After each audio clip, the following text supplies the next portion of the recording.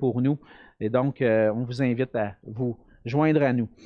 Ce matin, on continue notre série dans l'Évangile de Luc, qu'on a laissé déjà là, plusieurs semaines un petit peu de côté pour aborder, entre autres, un petit peu avant les fêtes, pour parler de Noël, parler aussi en début d'année de notre consécration au Seigneur et aussi de notre vision en tant qu'Église. Mais je suis heureux ce matin de pouvoir revenir dans l'Évangile de Luc et continuer notre parcours, notre cheminement et dans ce livre-là. Et donc, ce matin, on va lire dans Luc au chapitre 4, les versets 14 à 30.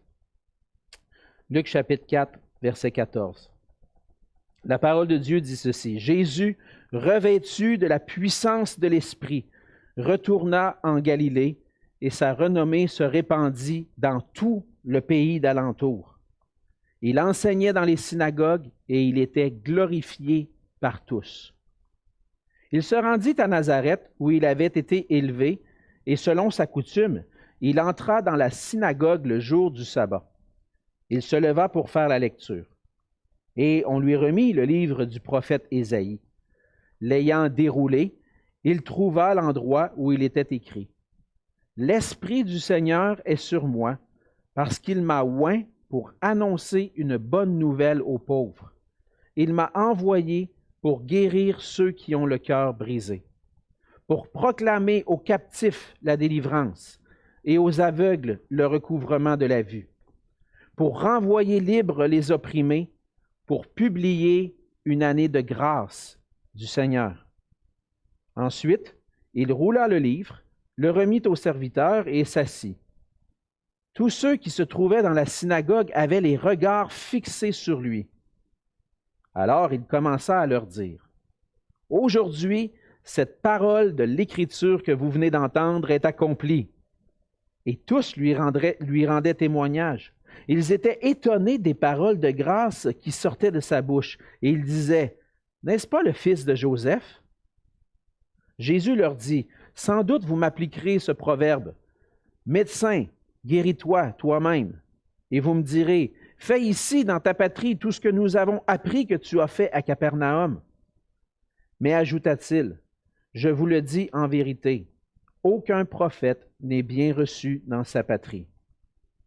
Je vous le dis en vérité, il y avait plusieurs veuves en Israël du temps d'Élie, lorsque le ciel fut fermé 3 ans et 6 mois, et qu'il y eut une grande famine sur la terre.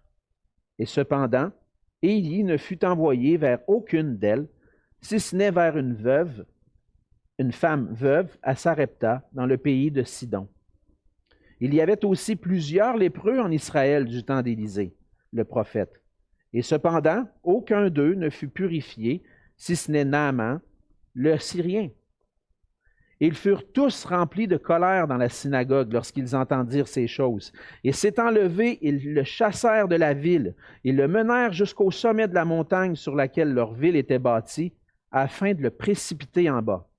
Mais Jésus, passant au milieu d'eux, s'en alla. On va se courber dans un mot de prière. Oui, Seigneur, tu nous dis dans ta parole, si mon peuple s'humilie, prie et cherche ma face, je l'exaucerai des cieux. Et ce matin, Seigneur, c'est ce qu'on a chanté dans le chant qu'on vient tout juste de prendre. On veut s'humilier devant toi, Seigneur, on veut prier, chercher ta face, chercher à te connaître, afin que tu puisses nous exaucer. Ce matin, Seigneur, en ouvrant ta parole, nous cherchons ta face. Nous cherchons à te connaître, à te comprendre, à comprendre ton plan parfait pour nous. Ce matin, Seigneur, on a ce désir dans nos cœurs que tu puisses nous parler, que tu puisses nous parler là où nous sommes présentement dans nos vies. Et ma prière, Seigneur, notre prière, c'est que tu puisses faire silence en nos cœurs pour qu'on puisse être attentif à ces paroles de grâce que tu nous donnes. Seigneur, ce matin, ce passage nous parle de toi, Seigneur Jésus, de ton ministère sur la terre et ce que tu es venu accomplir pour nous. Ouvre nos oreilles, ouvre nos cœurs pour que nous puissions saisir ces vérités, les appliquer à nos cœurs, afin de vivre pour toi, pour ta gloire. Seigneur, c'est notre désir que tu puisses faire ton œuvre en nous. Accomplis ce que tu désires pour que nous puissions agir et te glorifier selon ta volonté. Et c'est dans le nom de Jésus que je te prie. Amen. Amen. L'avènement des médias électroniques et puis des réseaux sociaux, ça a commencé peut-être plus que 50 ans, même 70 ans à peu près, avec la télévision et après ça avec les ordinateurs, les réseaux, l'Internet. On est de plus en plus bombardé avec un paquet d'informations. J'ai essayé de chercher des statistiques pour voir combien d'informations on reçoit chaque jour à comparer à v'là 50 ans. Je n'ai pas réussi à trouver les statistiques pour ça, mais je suis convaincu que les informations qu'on reçoit, qui viennent de toutes parts, les courriels, la télévision, notre Facebook, tout, ça nous bombarde de plusieurs informations. Puis chaque information, qu'on le veuille ou non, chaque information ou proposition qu'on reçoit nous fait réagir, engendre une réaction de notre part. On reçoit plein d'informations, puis je peux donner des exemples d'informations qu'on peut recevoir, puis qu'on peut trouver sur Internet ou qu'on peut recevoir des fois dans notre fil Facebook. Et on va voir que ça peut provoquer différentes réactions. Entre autres, je vous donne un exemple. Une information. On estime que les rénovations du bâtiment McDonald Stewart de la bibliothèque de l'Université McGill se termineront en 2022. Je pense que pour la plupart d'entre nous, ça passe un petit peu 10 pieds au-dessus de la tête. Hein? OK, à part peut-être quelqu'un qui étudie à l'Université McGill et qui veut se rendre à la bibliothèque. Alors, enfin, il n'y a plus de réno, on peut se rendre. Hein? Ou une autre information. On estime qu'il ne reste plus que 1750 pandas géants dans le monde. Ils vivent principalement au Tibet et en Chine. Ah, OK, intéressant. Si vous avez à cœur la faune, la flore, vous dites, hey, c'est pas beaucoup, on devrait lutter puis essayer de préserver cette espèce-là. Hein? Sinon, ben, encore une fois, ça peut nous passer un petit peu au-dessus de la tête. D'autres informations, par exemple, qui engendrent une autre réaction, qui peuvent nous affecter un peu plus. Vous apprenez que votre enfant a échoué son dernier examen de mathématiques. OK, là, attends un peu, là. Qu'est-ce qui s'est passé, là? Qu'est-ce qu'il n'a pas fait? Il a-tu fait ses devoirs? Qu'est-ce qu'il n'a pas compris?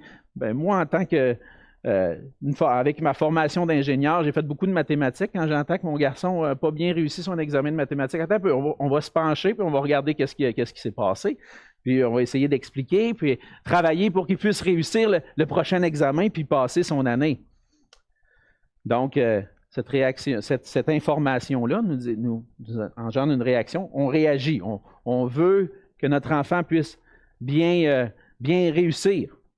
Si je vous avais dit il y a 2 ans, la grande région de Montréal passe en zone rouge et le couvre-feu est à 21h30, vous auriez dit, malade, toi. Hein? Zone rouge, 21. C'est quoi ça, cette affaire-là de couvre-feu? Il y a 2 ans. Mais aujourd'hui, ça change beaucoup de choses à nos vies, puis on ajuste nos horaires, puis on ajuste notre plan, notre agenda en conséquence de on est en zone rouge, on porte un masque. Donc, ça engendre une réaction, engendre des actions. Les Écritures contiennent une quantité d'informations. Elles nous parlent de la personne de Dieu, de ses œuvres, de son plan pour la création. Elle nous parle du plan rédempteur de Dieu qui a été accompli en Jésus-Christ. Et les informations qui sont contenues dans les Écritures engendrent, comme toutes les autres informations, une réaction de notre part, une réponse de notre part. Qui que nous soyons, nous donnons tous une réponse à l'enseignement des Écritures, spécialement concernant la personne de Jésus-Christ. La réalité, par exemple, c'est que naturellement, on a tendance à rejeter ce que la parole de Dieu nous dit. Naturellement, en raison du péché qui est en nous, on a tendance à vouloir ignorer ce que la Bible dit.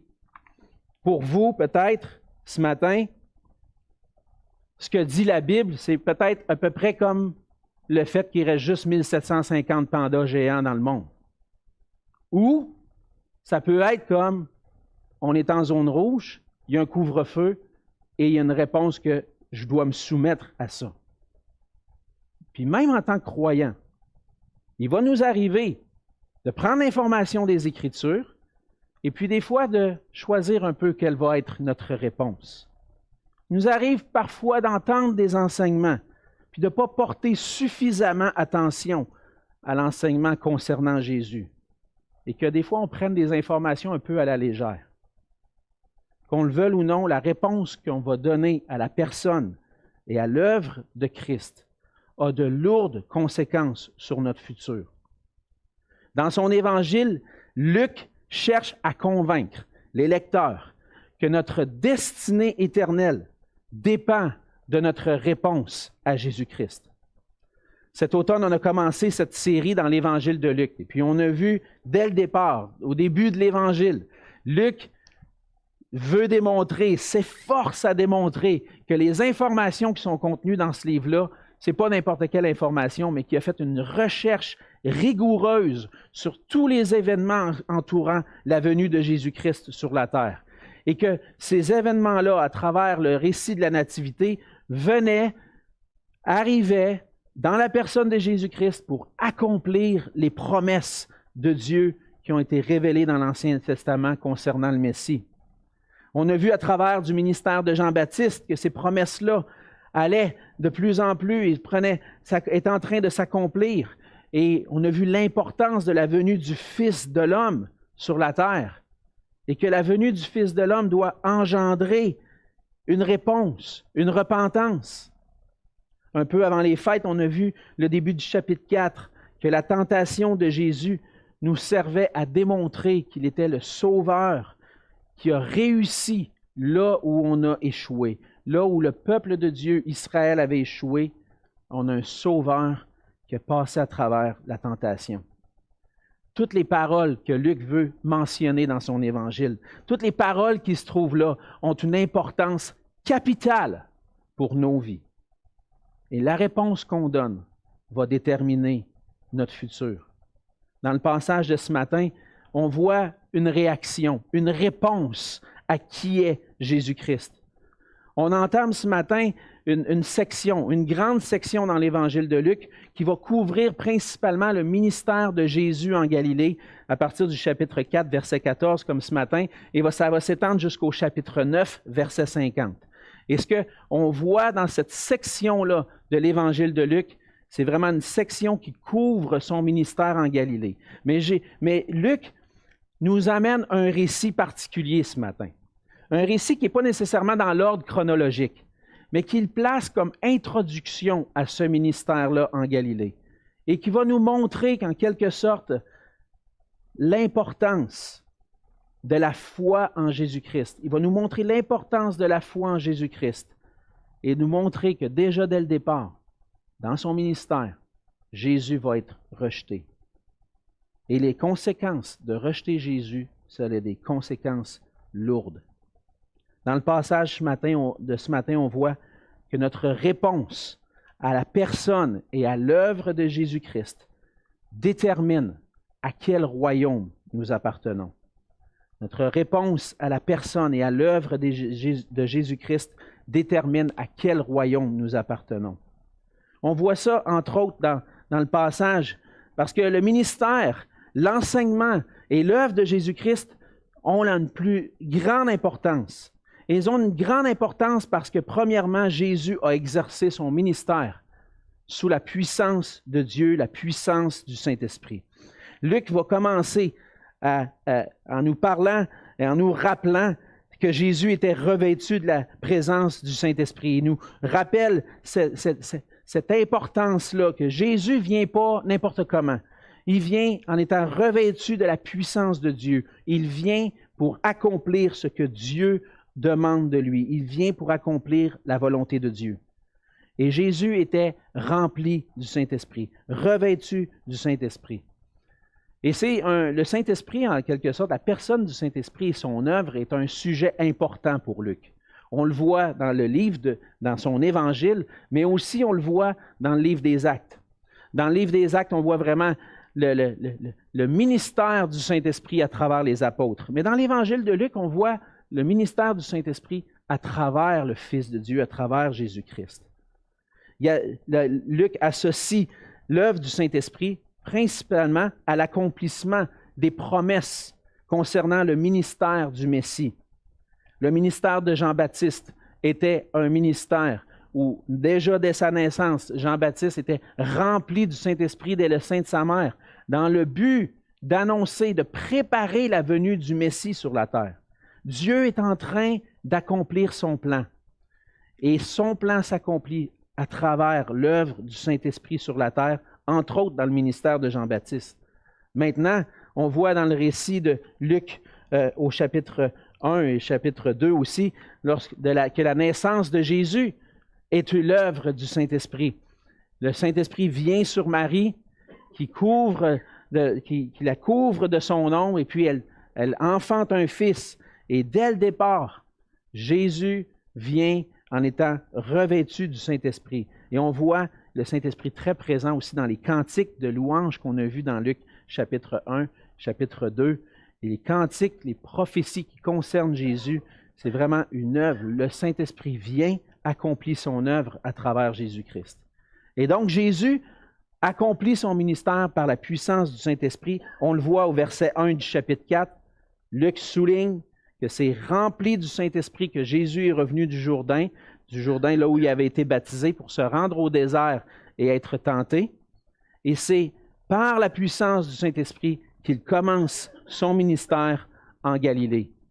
Et la proclamation de l'Évangile, la proclamation de la bonne nouvelle de Jésus-Christ, le ministère que Jésus-Christ va avoir d'annoncer la bonne nouvelle, c'est à travers la puissance du Saint-Esprit. Vous regarderez dans l'Évangile de Luc et dans le livre des Actes, l'œuvre principale du Saint-Esprit, c'est de soutenir et donner la force à Jésus-Christ et aux apôtres, à l'Église, pour annoncer l'Évangile. L'œuvre du Saint-Esprit, le Saint-Esprit est présent et accomplit son œuvre pour que les gens entendent la bonne nouvelle qui avait été annoncée d'avance et qui est en train de s'accomplir en Jésus-Christ. Donc, le ministère de Jésus-Christ est marqué par la puissance du Saint-Esprit, puis il démontre à travers le fait qu'il est revêtu du Saint-Esprit qu'il vient accomplir les promesses de Dieu. Il vient accomplir les promesses et c'est ce que Jésus va lui-même dire au verset 18. On va le voir un peu plus loin. Il dit « L'Esprit du Seigneur est sur moi parce qu'il m'a oint pour annoncer une bonne nouvelle aux pauvres. » Jésus est revêtu du Saint-Esprit pour proclamer l'Évangile, la bonne nouvelle. C'est ce que veut dire l'Évangile. Évangile veut dire bonne nouvelle. Et l'onction du Saint-Esprit, le fait que Jésus est oint par le Saint-Esprit, démontre qu'il vient pour faire l'œuvre de Dieu. Luc introduit le ministère de Jésus comme gagnant rapidement en popularité. On le voit au verset 14. Sa renommée se répand dans tout le pays d'alentour. Il y a quelque chose de spécial qui se passe. Il y a Jésus qui est en Galilée, il est en train de parcourir les villes de la Galilée, puis rapidement, sa renommée est en train de se répandre. Pourquoi? Parce qu'il y a quelque chose de spécial, cet homme-là. Il n'est pas comme les autres. Et la raison, c'est qu'il est revêtu de la puissance de l'Esprit de Dieu. Il vient en venant accomplir. Et Jésus le fait. Comment il accomplit son ministère? Verset 15. Il enseignait dans les synagogues. Il se promène dans les villes de Galilée, entre dans les synagogues et par la puissance du Saint-Esprit, annonce l'Évangile en exposant les Écritures, en disant « Voici ce qui a été dit dans les prophètes, voici maintenant ce qui est en train de s'accomplir. » Et c'est par la puissance de l'Esprit de Dieu. Et c'est une forte conviction en moi, puisque je comprends les Écritures, que le Saint-Esprit n'est pas là pour nécessairement, son œuvre première n'est pas d'amener des nouvelles prophéties ou des nouvelles visions, mais son œuvre première, c'est de nous aider à comprendre la parole de Dieu qui a été révélée. Le Saint-Esprit qui a inspiré les auteurs des Écritures agit en nous pour qu'on puisse comprendre cette parole-là. Et ce que Jésus fait, il rentre dans les synagogues, ouvre la parole, donne le sens, l'explique. Par la puissance du Saint-Esprit, le Saint-Esprit convainc les cœurs. Maintenant, on voit que les habitants de Nazareth avaient entendu parler des miracles que Jésus avait accomplis en Galilée. On voit ça, entre autres, au verset 23, un peu plus loin. Et puis, donc, c'est pour ça que je dis, chronologiquement, ce récit-là se trouve peut-être un peu plus loin dans le ministère de Jésus, mais Luc le place à cet endroit-là. On voit au verset 23 que les gens avaient entendu parler de ce qu'il avait fait à Capernaum. Et puis, on n'a pas encore vu ça dans l'Évangile de Luc. Donc, Jésus place l'enseignement dans la synagogue à Nazareth pour montrer, voici comment les gens vont réagir au ministère de Jésus-Christ. Voici quelle réponse les gens vont donner lorsqu'ils vont entendre les informations par rapport à Jésus. Lorsqu'ils vont entendre les enseignements de Jésus, quelle va être leur réponse? Et les habitants de Nazareth ont déjà entendu. Et dès le début du récit, Luc souligne l'importance que Jésus a un ministère particulier parce qu'il est rempli du Saint-Esprit. Le ministère de Jésus a démontré qu'il n'était pas un homme ordinaire. On le voit entre autres au verset 15 aussi. Il enseignait dans les synagogues et il était glorifié par tous. Ce n'était pas un homme ordinaire. Luc va utiliser un verbe ici, glorifié par tous. Un verbe en grec qui est normalement réservé pour Dieu. Vraiment l'idée de donner la gloire, donner l'adoration, donner toute la louange à Dieu. Puis là, ce qui est spécial, c'est que c'est Jésus-Christ. C'est Christ qui est glorifié par tous. Et je pense qu'ici, Luc veut souligner que son ministère est particulier. Il est particulier parce qu'il est le Fils de Dieu, parce que c'est Dieu lui-même qui vient accomplir son œuvre sur la terre. Et même les gens étaient étonnés d'entendre les paroles qui sortaient de sa bouche. On voit ça au verset 22. Donc, Jésus n'était pas un homme ordinaire. Il était un homme rempli de l'Esprit de Dieu, qui attirait l'adoration, la gloire vers lui, pour la bonne raison, parce qu'il était lui-même le Fils de Dieu et est digne d'adoration. Et Jésus enseigne la parole. Il enseigne des paroles qui sont fondées sur les Écritures. Et les autres évangiles nous disent aussi qu'il enseignait avec autorité. Pas comme les scribes, pas comme les pharisiens. Il enseignait avec autorité. Ce n'était pas n'importe qui, cet homme-là. Il enseignait comme ça, avec autorité, parce qu'il était lui-même la parole de Dieu. En venant sur la terre, Jésus-Christ était la parole qui vient enseigner. Il prend la parole pour nous éclairer encore plus sur qui il est lui-même, sur cette parole-là. Et le but de Luc est de montrer dès le début du récit que la gloire normalement attribuée à Dieu revient à Jésus-Christ. Puis, il n'y a pas tout le monde qui va accepter ça, qui va recevoir ça. Donc, notre réponse à Jésus-Christ est importante. Parce que Jésus, c'est plus qu'un simple homme. Son ministère est revêtu de la puissance du Saint-Esprit parce qu'il est le Messie promis. Et on va le voir un peu plus loin, il était oint par Dieu. Le Messie promis, le roi sauveur. Et Jésus est plus qu'un saint homme, son ministère est revêtu de la puissance du Saint-Esprit. Et qu'est-ce qu'on va répondre à ça? Ça, c'est la question. Plus loin, on voit qu'il y a d'autres raisons pour lesquelles on doit répondre d'une manière favorable à Jésus-Christ. Premièrement, on a vu que Jésus était rempli du Saint-Esprit. Deuxièmement, on voit que Jésus est venu pour qu'on puisse jouir de la grâce de Dieu. Et ça, c'est le cœur du message de Jésus. En fait, c'est en lisant le prophète Ésaïe que Jésus va enseigner sur qui il est réellement. Jésus enseigne dans la synagogue à Nazareth. On voit que c'est l'endroit où il avait été élevé. Il avait grandi avec sa famille à Nazareth. Les gens le connaissaient. C'était le petit gars du charpentier du village. On le connaissait. On connaissait ce petit gars-là. On a peut-être entendu des choses spéciales un peu sur lui, mais jusqu'à date, on n'a pas vu grand-chose là, qui nous épate. Mais là, tout d'un coup, là, c'est comme, on entend parler de son ministère. Qu'est-ce qui se passe? Et là, on va voir quelle est la réaction des gens là. Jésus était né à Bethléem, mais il avait grandi à Nazareth. Et puis, les gens le connaissaient d'être probablement le fils, on le voit plus loin, le fils de Joseph, le fils du charpentier. Mais Jésus avait grandi, et selon sa coutume, on voit que selon sa coutume, il est allé dans la synagogue le jour du sabbat. Donc, Jésus avait grandi avec des bonnes habitudes. Des bonnes habitudes. Puis on peut comprendre que ce qui se passait à la synagogue, dans la synagogue au temps de Jésus, c'est ce qui se passe un peu de nos jours dans nos églises.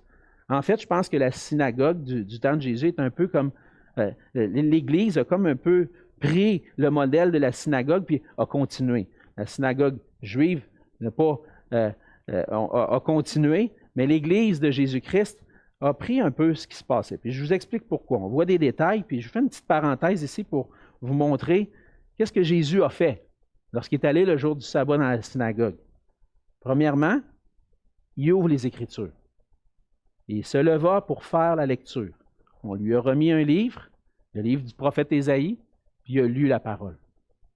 Et nous, comme Église, c'est ce qu'on veut faire aussi. Continuer ce que Jésus a fait. On se rassemble pour entendre la parole de Dieu. On ne veut pas entendre ce qu'un homme a à dire. On veut entendre un homme ou des gens, des enseignants qui vont nous expliquer ce que Dieu dit. Et c'est ce que Jésus fait. Jésus vient dans la synagogue, puis commence, pas en disant « Écoutez, moi, là, j'ai des choses à vous dire ». Non, il sort les Écritures, puis il explique, il donne le sens. Mais il va donner un sens particulier. Et ce qu'on veut, nous, dans l'Église, ce n'est pas enseigner une tradition romaine ou une tradition juive ou quoi que ce soit. On veut enseigner les Écritures. Et parce que Jésus a donné un enseignement qui venait des Écritures. Je ferme ma parenthèse, juste pour montrer l'importance ici de ce qu'on fait chaque dimanche. Proclamer l'Évangile de Jésus-Christ et tout le conseil de Dieu. C'est ce qu'on désire faire. Proclamer la parole. Jésus l'a fait et on veut continuer de le faire. Jésus accomplit les Écritures en apportant la grâce de Dieu. C'est ce qu'il va dire. Dans le fond, Jésus ouvre les Écritures. Et ils vont lui remettre le livre du prophète Ésaïe. Donc, il dit qu'il l'a déroulé. Évidemment, dans ce temps-là, c'était des rouleaux. Ce n'était pas des livres reliés comme on a aujourd'hui, mais les livres étaient écrits sur des rouleaux de papyrus. Et puis, Jésus déroule à un certain endroit. Et Jésus déroule à l'endroit où, dans nos Bibles, se trouve dans Ésaïe 61, et va lire les versets 1 et 2. Et on retrouve, en fait, cité au verset 18 et 19. Ça dit « L'Esprit du Seigneur est sur moi, parce qu'il m'a oint pour annoncer une bonne nouvelle aux pauvres. Il m'a envoyé pour guérir ceux qui ont le cœur brisé, pour proclamer aux captifs la délivrance et aux aveugles le recouvrement de la vue, pour renvoyer libres les opprimés, pour publier une année de grâce de la part du Seigneur. » Et donc, Jésus lit dans le livre d'Ésaïe. Et il commence en disant « L'Esprit du Seigneur est sur moi parce qu'il m'a oint pour annoncer une bonne nouvelle aux pauvres. » Et lorsqu'il cite ce verset-là, en fait, dans le contexte du livre d'Ésaïe, Ésaïe parle du Messie qui va venir.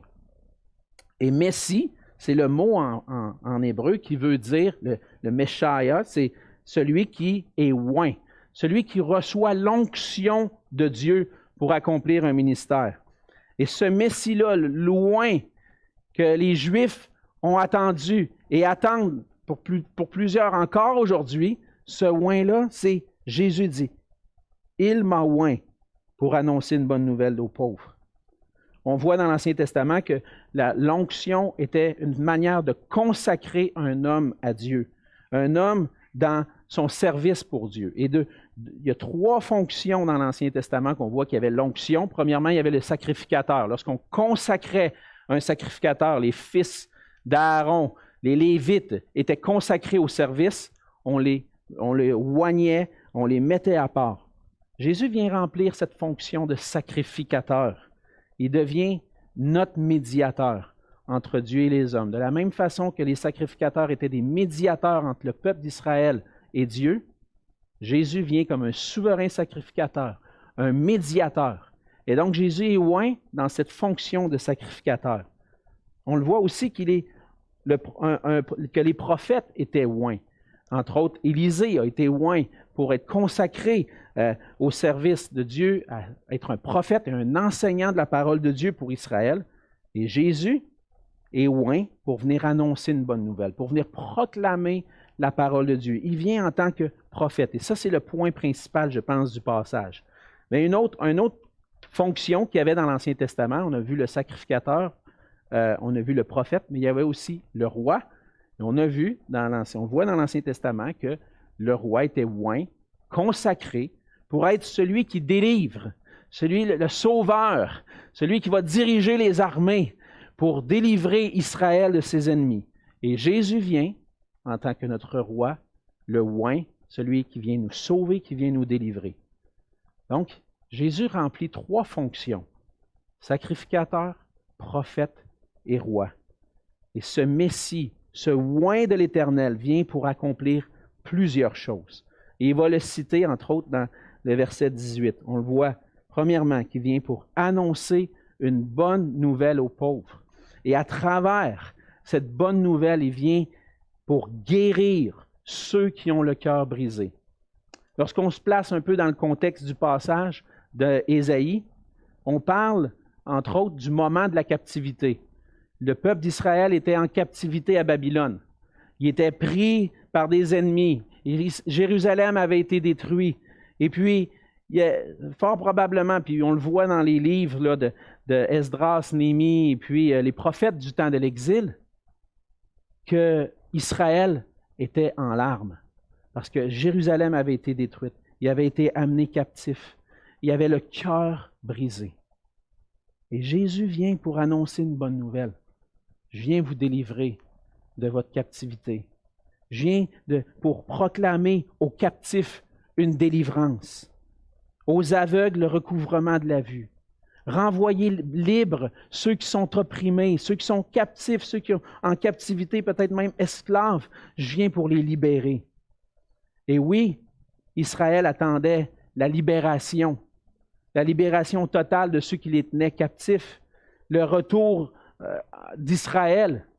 Mais Jésus va un peu plus loin. Ce n'est pas juste une libération physique que je viens apporter. Je viens apporter une libération spirituelle. Et il va le mentionner, entre autres, avec la dernière mention, pour publier une année de grâce de la part du Seigneur. Jésus est le Messie qui vient pour délivrer son peuple, pour le libérer de son esclavage, de sa captivité, mais une captivité spirituelle, puis il le fait en apportant la grâce, en publiant une année de grâce.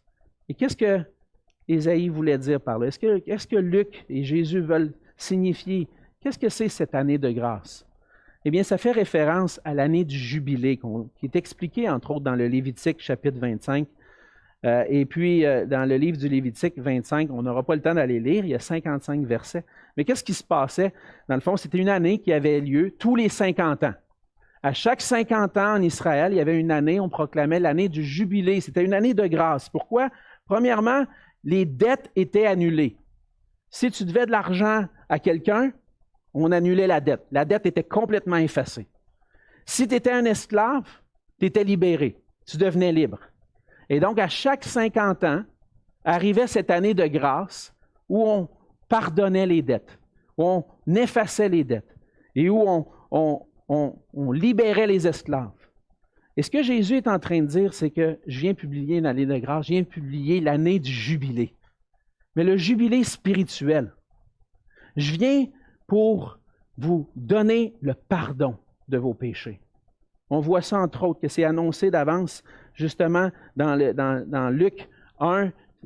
Zacharie va chanter, va dire qu'à travers Jésus-Christ, le pardon des péchés est accordé. La dette est effacée. Jésus vient pour accomplir le pardon. Il vient nous libérer de la captivité de nos péchés, de l'esclavage de nos péchés, pour qu'on puisse être restauré dans notre relation avec Dieu. Et Jésus vient pour accomplir tout ça, et c'est lui qui déclare au verset 21, « Aujourd'hui, cette parole de l'Écriture que vous venez d'entendre est accomplie. » Je viens pour accomplir ce que Isaïe avait annoncé d'avance, pour pardonner vos péchés, pour vous libérer de l'esclavage de vos péchés. Et c'est ce qu'on désire. On aimerait ça pouvoir être délivré de toutes nos infirmités, de toutes nos souffrances. On aimerait avoir une délivrance physique, mais en réalité, notre plus grand besoin, c'est une délivrance spirituelle. Il y a beaucoup de souffrances dans le monde, puis on regarde, on a juste, comme je disais tout à l'heure, à allumer les nouvelles ou regarder notre fil de Facebook, puis on va voir toutes les nouvelles qui arrivent, puis pas des bonnes nouvelles toujours. Il y a des catastrophes naturelles, on n'est pas au contrôle. Il y a des maladies, on est affecté par la maladie qui nous conduisent à l'infirmité, qui nous conduisent même à la mort. Il y a de la violence, de la méchanceté autour de nous. On aimerait ça être délivré de ça. Mais le vrai problème, pourquoi tout ça existe, c'est en réalité à cause de notre problème spirituel. Toute la souffrance physique, c'est le résultat du péché. À cause de l'homme qui s'est rebellé contre Dieu. L'homme se rebelle contre Dieu, son cœur est constamment tourné vers le mal. Sa rébellion contre Dieu le pousse à la méchanceté et attire des souffrances. Et tout le mal qu'on voit autour de nous, et dans nos propres vies parfois, sont les conséquences du péché. Pas nécessairement des péchés qu'on a faits, mais le fait que le péché est là, présent, on subit ces conséquences-là. Et chaque être humain est affecté par le péché. Le péché, c'est pas juste une question de dire je fais des péchés. Oui, je pense qu'on en fait plusieurs. Et puis, on va faire des péchés. Mais la réalité du péché, c'est comme une maladie. C'est comme le cancer du cœur. Le cœur spirituel de l'homme. Ça, c'est ce qui affecte le péché. Et l'homme est profondément malade spirituellement. Et son péché, sa maladie, conduit à une mort spirituelle, une mort éternelle, séparée de la face de Dieu pour l'éternité. Ça, c'est le vrai problème. Et Jésus vient. Cette parole est accomplie pour ceux qui veulent l'entendre. Je viens pour vous donner le pardon de vos péchés, pour vous délivrer des liens du péché, vous délivrer de votre esclavage, de votre captivité, vous effacer votre dette pour que vous puissiez être libre et réconcilié avec Dieu. Libre d'une relation parfaite avec Dieu pour l'éternité. Et c'est en mourant sur la croix que Jésus est venu accomplir cela. On va voir vers la fin du passage que déjà les Juifs rejettent Jésus et veulent le faire mourir. Ce n'est pas le moment maintenant, mais à la fin, l'Évangile pointe vers ce moment où Jésus va être crucifié, où il va prendre sur lui la punition de nos péchés. Si on peut être libéré, notre dette peut être effacée, c'est parce que quelqu'un qui a payé pour nous, quelqu'un qui a payé pour moi à la croix du Calvaire. Jésus a reçu la punition, le châtiment que je méritais. Il a pris sur lui mes péchés. Il a été puni. Il a reçu sur lui toute la colère de Dieu à cause du péché. Et à cause de ça, maintenant, moi, je peux avoir la vie, je peux être pardonné, je peux être libéré. Et Jésus démontre ainsi qu'il est ce Messie, ce roi sauveur qui vient pour apporter la grâce de Dieu. Et notre réponse à Jésus-Christ est importante parce que Jésus est celui qui apporte la grâce de Dieu et qui a accompli tout ce qui était nécessaire pour notre salut, pour le pardon de nos péchés. Et la réponse qu'on donne à Jésus est importante. Et c'est pour ça qu'on déclare que Jésus est le roi sauveur en qui nous devons avoir une entière confiance. Et ça, c'est la réponse. Quelle réponse donnes-tu à Jésus-Christ? On voit dans le passage qu'il y a plusieurs réponses à ce que Jésus annonce. On voit, entre autres, 3 réponses. Premièrement, il y a le rejet du cœur sceptique. Les gens de Nazareth, verset 22, se posent la question, attends un peu, là, ça se peut pas, là, ce gars-là, il parle aussi bien, puis ils disent, hey, les Écritures sont accomplies. C'est pas lui le fils de Joseph? C'est qui? C'est n'importe, c'est petit bonhomme qui a été charpentier. Il ne m'impressionne pas tant que ça, finalement. C'est-tu vraiment lui? Ils sont sceptiques. Ils ne sont pas convaincus. Ils ont connu Jésus, mais finalement, c'est vraiment lui? Pas sûr. Et on vit dans un monde où le scepticisme prend toute la place parce que dans le monde moderne, on demande des preuves vérifiables. Hein, on est des scientifiques maintenant, on a évolué, on ne s'appuie plus là, sur des choses des fables ou des mythes du passé. Non, on se fie sur ce qui est vérifiable. Et de nos jours, les scientifiques, les sceptiques veulent avoir des preuves. Et le monde n'a pas tant changé que ça. Hein? Même à Nazareth, les gens veulent avoir des preuves. Ils vont dire même au verset 23, « Fais ici dans ta patrie tout ce que nous avons appris que tu as fait à Capernaum. » Peut-être que là, on va croire. Fais donc des miracles, là, juste un peu, juste pour voir. Peut-être que là, je vais croire. Si j'ai une preuve, je vais croire. Le témoignage qu'ils ont entendu n'est pas suffisant.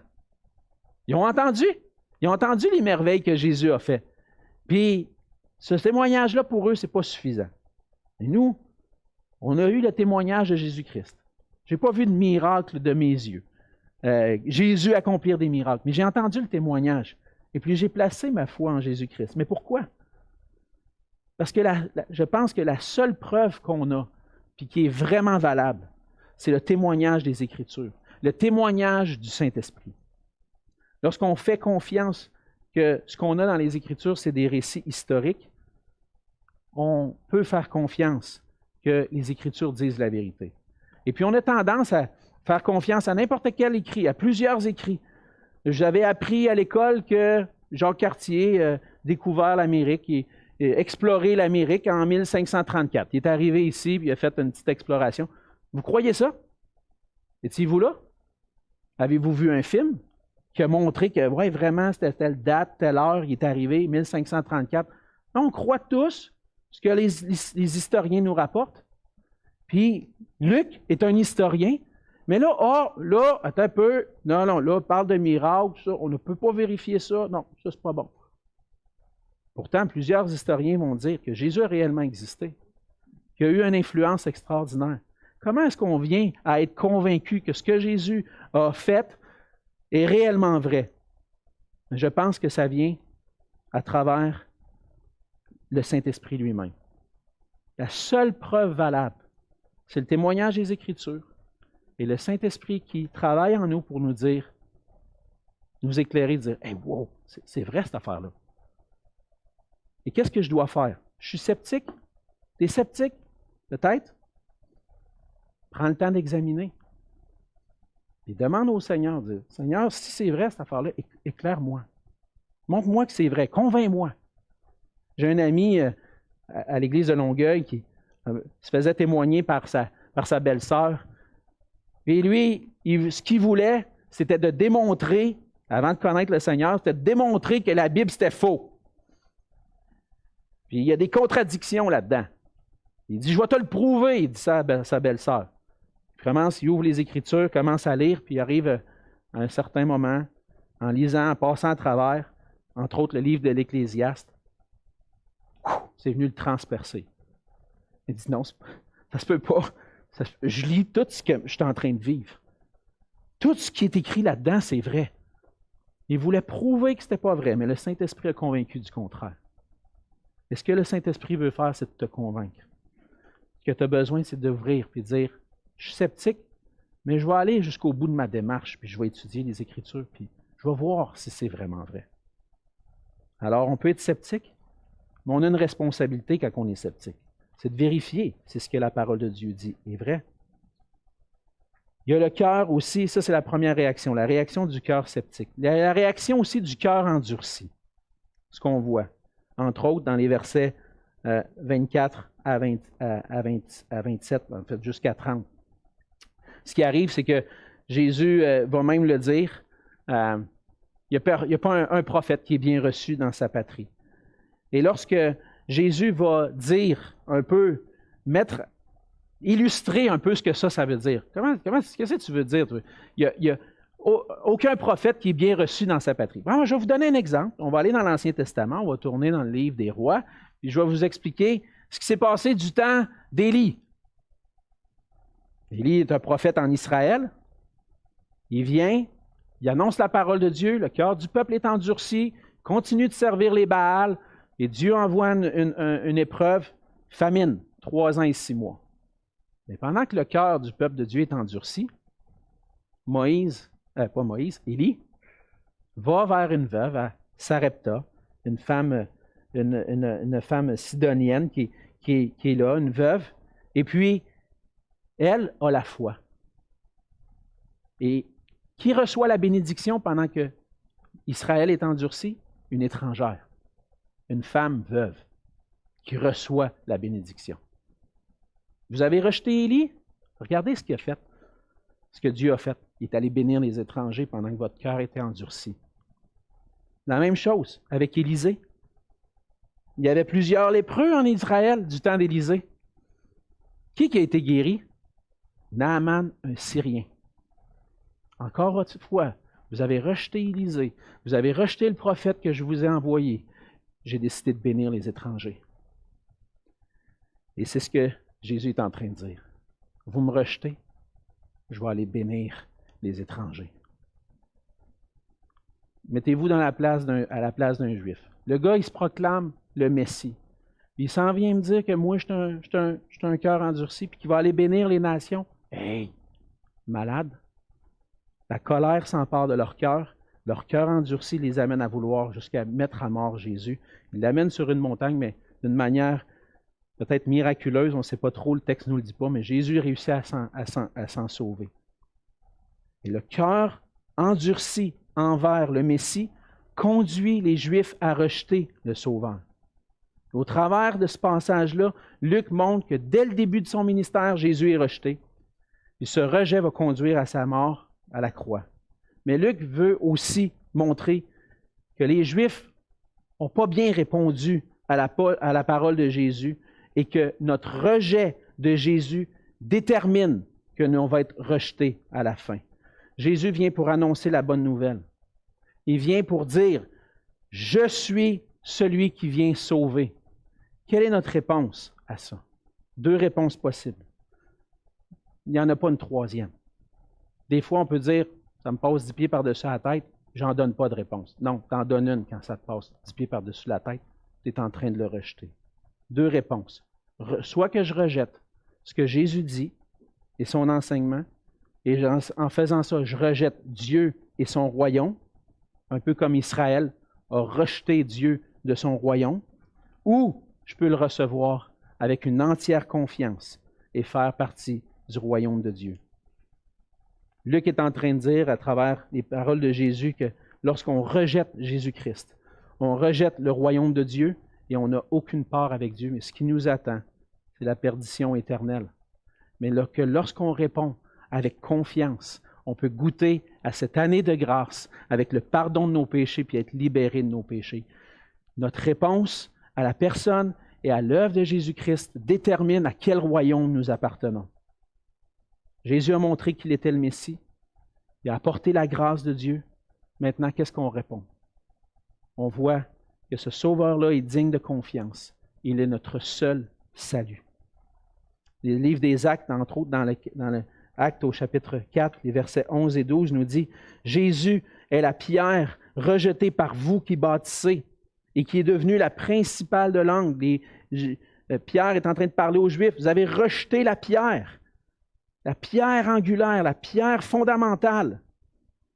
Il n'y a de salut en aucun autre, car il n'y a sous le ciel aucun autre nom qui ait été donné parmi les hommes par lequel nous devions être sauvés.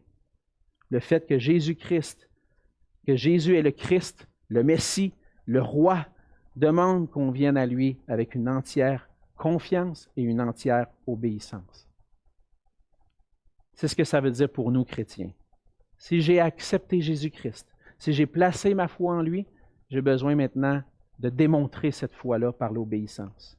Il ne suffit pas de dire « moi je crois en Jésus ». Parce que plusieurs croient en Jésus puis ça ne change pas grand-chose à leur vie. Croire en Jésus amène une transformation. Croire en Jésus amène une obéissance. Jésus dit plus loin dans Luc 6, au verset 46, « Pourquoi m'appelez-vous Seigneur, Seigneur, et ne faites-vous pas ce que je dis? » Lorsqu'on accepte Jésus, lorsqu'on le reçoit avec une entière confiance par la foi, on écoute ce que Jésus a à dire. On veut mettre en pratique sa parole. On veut lui obéir. Et on démontre qu'on a une réelle confiance en lui lorsqu'on cherche à vivre dans l'obéissance à sa parole. Et ça veut dire qu'il faut chercher à le connaître et à lui obéir chaque jour. Il y a beaucoup d'informations à propos de Jésus, à propos de Dieu dans la parole. Est-ce que ça vous passe un petit peu par-dessus la tête des fois avec nos occupations, avec où est-ce que vous le recevez, dire non Seigneur, j'ai besoin de toi, j'ai besoin de ta parole. Je veux obéir à ta parole. Je t'ai reçu maintenant, je veux être transformé par toi. Quelle réponse t'as donnée à Jésus? Est-ce que tu le rejettes avec un cœur sceptique ou endurci? Ou est-ce que tu l'acceptes avec une entière confiance manifestée par l'obéissance? Qui que nous soyons, le Seigneur nous appelle à lui, nous appelle à nous abandonner à lui, à faire partie de son royaume, à placer notre confiance en lui, puis à le suivre, puis à lui obéir. J'ai peut-être besoin de renouveler cette confiance-là. Et je pense que j'en ai besoin de jour en jour. Seigneur, je te fais confiance, puis aujourd'hui, je veux t'obéir. C'est ce qu'on doit s'engager à faire. Tout ce qu'on a besoin de faire, c'est de venir à lui. Venons à lui. Recevons-le par la foi. Marchons comme des serviteurs fidèles, obéissants à sa parole. Prions. Seigneur notre Dieu, Seigneur Jésus, tu es venu sur la terre pour manifester que tu es le oint, le Messie, le Sauveur, celui qui venait accomplir les promesses que Dieu avait annoncées dans l'Ancien Testament pour apporter le pardon des péchés et la libération de notre esclavage. Et Seigneur Jésus, cette information-là est pas mal plus importante qu'un bâtiment qui va être rénové sur le campus de l'Université McGill. Plus importante que le nombre de pandas géants qui existent dans le monde. Cette information-là est primordiale. Seigneur, qu'on puisse te faire confiance, placer entièrement notre confiance en toi. Et même si on se dit chrétien, peut-être qu'on a besoin de renouveler cette confiance-là. Seigneur, aide-nous à te faire confiance. À te faire confiance et le manifester par une obéissance de jour en jour. Seigneur, amène les cœurs à toi. Montre-leur, convainc-les par ta puissance que tu es le roi devant qui nous devons fléchir le genou et adorer. Aide-nous, Seigneur, à t'adorer, à te glorifier, à vivre, non pas en te rejetant, mais en t'acceptant entièrement, en marchant pour toi. C'est dans le nom de Jésus que je te prie. Amen.